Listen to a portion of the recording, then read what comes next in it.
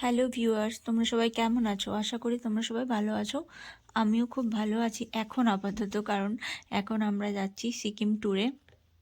তো সেই জন্য আমরা বেরিয়ে পড়েছি আমাদের বাড়ি যেখান থেকে, তো সেখান থেকে হাওড়া একটু দূর হবে, আর সামনে স্টেশন বর্ধমান পড়বে। তো ওখান থেকে আমাদের ট্রেনটা পেয়ে যাব বলে ওখানেই চলে এসেছি। দেখো, আমরা কিন্তু অনেক আগে পৌঁছে গিয়েছি, ঠিক আছে? আমাদের ট্রেন ছিল রাত্রি 11টা 50। তো আমরা পৌঁছে গেছিলাম ওই 9:30 পৌনে 10টার দিক করে। তা আমরা যে বসেই আছি, কারণ আমাদের ট্রেনটা আসতে তখনও দেরি আছে, 1-1.5 ঘন্টা বসেছিলাম। আমরা বাড়ি থেকে যে যার খেয়ে গেছিলাম।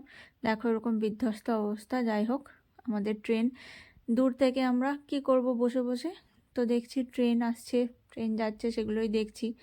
আর এই একটা দূরপাল্লার ট্রেন, বসে বসে ট্রেনের নাম পড়ছি। এটা ছাড়া তো আর কাজ নেই, ওখানে বসার কোনো ওয়েটিং হল টল হয়তো আছে, আমরা তো দেখিনি, কারণ 1-1.5 ঘন্টা প্ল্যাটফর্মে বসে কাটিয়ে দেওয়া যায়। যাই হোক, বসার পর আমাদের ট্রেন চলে এলো।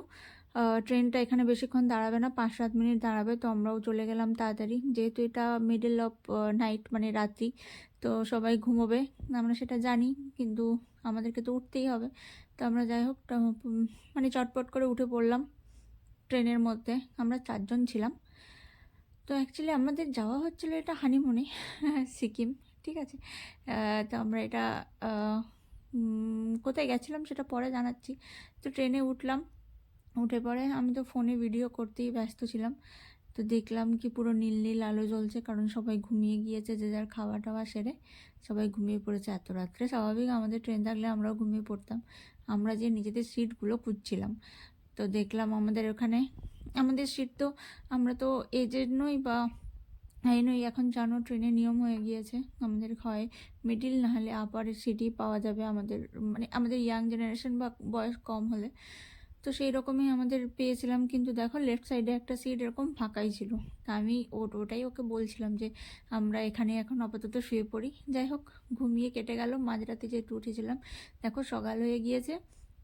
সকালবেলা আমরা আরেকটু পরেই নেমে যাব, কিন্তু খিদে পেয়ে গেছিলো বলে আমি ওই যে চিড়ে ভাজার প্যাকেটটা কিনেছিলাম আগের দিন, আর ওই আমরা চা উঠেছিল, চা কফি যে যা খাই সেটা নিয়ে মোটামুটি খেয়ে এনজেপি আমরা পৌঁছে গেলাম। তো এনজেপি পৌঁছে আমাদের বাইরে যে এনজেপি ট্যাক্সি স্ট্যান্ড আছে, ওখানে আমাদের গাড়ি দাঁড়িয়েছিল। তো সেই জন্যই আমরা ওখান দিয়ে যাচ্ছিলাম। আমার বর্তা আগে এখানে থাকতো, ওই বলছিল, সেই জন্য আমরা হাসাহাসি করছিলাম যে ওর এগুলো চেনা জায়গা। দেখো আমরা কিন্তু গাড়িতে উঠে গেছি, আমাদের গাড়ি চলেও এসেছে। আমরা গাড়িতে উঠে গেছি, এনজেপির ইয়ে থেকে আমাদের গাড়িটা জাস্ট জাস্ট ছাড়লো। তো আমরা মানে খুব আনন্দ 4 জনের, কারণ সবেমাত্র জার্নি শুরু হচ্ছে। এই দেখো, এই হচ্ছে যে শুরু। যারা শিলিগুড়ি এসেছো বা দার্জিলিং আরে যাও, তারা সবাই জানো যে সেবক পর্যন্ত এই রাস্তা দিয়েই যেতে হবে। কি সুন্দর ভিউ, মানে বাড়ি থেকে বেরোনোর পর এরকম দুদিকে সবুজ সবুজ দেখে মারাত্মক দারুণ সুন্দর লাগে। আর আগের দিকে একটা বাস যাচ্ছিলো বলে অতটাও ভালো করে আমি ভিউটা পাইনি, কিন্তু এত সুন্দর ভিউ দেখো, খুব সুন্দর। সেই আমার শালবনের জঙ্গলের কথা মনে পড়ে যাচ্ছিল। আমার বাড়ি ওই দিকে, তো তো আমি অনেক দিন পরে আবার এরকম শালবনের জঙ্গলের মতো দেখতে পেলাম। তো বেশ ভালোই লাগছিল। দেখো আমরা রাস্তাতে, খুব খিদে পেয়ে গেছিলো সবাইকে, তো ওর জন্য আমাদের যে ড্রাইভার দাদা, সে আমাদেরকে এখানটায় নিয়ে এলো খাওয়ার জন্য। তো খাওয়ার ব্যাপারে আমরা একটু খুঁতখুঁতে, আমরা একটু মানে ভালো জায়গায় প্রেফার করি। তো এই রেস্টুরেন্টটা খুব সুন্দর ছিল, কিন্তু দাম অস্বাভাবিক ছিল, প্রচুর দাম ছিল সমস্ত কিছু জিনিসের। দেখো ডেকোরেশনটা এত সুন্দর করেছে, খুব সুন্দর ডেকোরেশন করেছে, কিন্তু 2টো ডিম সেদ্ধ 80 টাকা, ঠিক আছে? আর ব্রেড, মানে ডিমের অমলেট যেটাকে আমরা বলি, সেইটা 2টো স্লাইস রুটি দিয়ে, সেটা হচ্ছে যে কত নিল, 110 টাকা বোধ হয়, প্রচণ্ড দাম।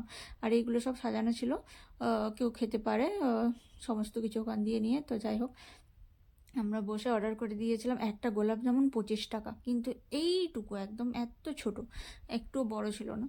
যাই হোক, খেতে তো হবে। তো খেয়ে দিয়ে আমরা চলে এলাম। অনেকটা রাস্তা, পুরো রাস্তায় ভিডিও করতে পারিনি, কারণ আমার অবস্থা খুব খারাপ হয়ে গেছিলো, এত বমি হচ্ছিলো আর এত শরীর খারাপ লাগছিল। যাই হোক, এটা আমাদের ডেস্টিনেশন, দেখো যেখানটা দেখাচ্ছি, এখানে আমরা প্রায় পৌঁছেই এসেছি আমাদের ডেস্টিনেশনের কাছে। তো এই জায়গাটায় আমরা থাকবো আজকে কালকে সারাদিন, পরশু দিন যাবো। তো এই রাস্তাটা কাজ হচ্ছে, এটা এই এই যে নদটা দেখতে পাচ্ছ, এটা ঋষি নদ। এরই সাইডে আমাদের হচ্ছে যে হোমস্টে। এত সুন্দর জায়গা, তবে সন্ধে সন্ধে হয়ে আসছিলো তো, আর তারপর আমার অতটা ভালোও লাগছিল না। যাই হোক, তার মধ্যে এখানে ভিডিওটা করছিলাম একটু মনটা ভালো রাখার জন্য। যাই